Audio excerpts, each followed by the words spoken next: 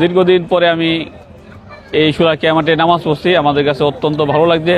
আলহামদুলিল্লাহ, এবার ঈদগাহ মাঠের ব্যবস্থাপনা খুব ভালো ছিল, আইন শৃঙ্খলা ব্যবস্থা আগে চেয়ে ভালো ছিল। আমরা নামাজ পড়ে তৃপ্তি পেয়েছি। আগে আমার পিতা ছিল, পিতা আমাকে নিয়ে আসতো।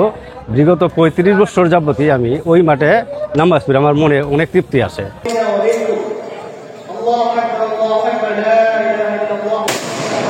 পবিত্র ঈদুল আজহার নামাজ ঐতিহ্যবাহী শোলাকিয়া ময়দানে শেষ করলাম। ওয়ালটন আবারও মিলিনিয়ার অফারে ওয়ালটন ফ্রিজ কিনে আপনিও হয়ে যেতে পারেন মিলিয়নিয়ার।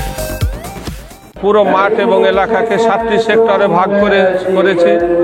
ট্রাফিক ব্যবস্থা নিয়েছি এবং পুরো এলাকা নিরাপত্তার চাদরে ঢাকার জন্য CCTV, watch tower, live camera, drone camera, বিভিন্ন ধরনের টেকনিক্যাল ইকুইপমেন্টের সহযোগিতায় আমরা পুরো মাঠকে নিশ্চিদ্র নিরাপত্তা দিয়ে নামাজটা শেষ করেছি।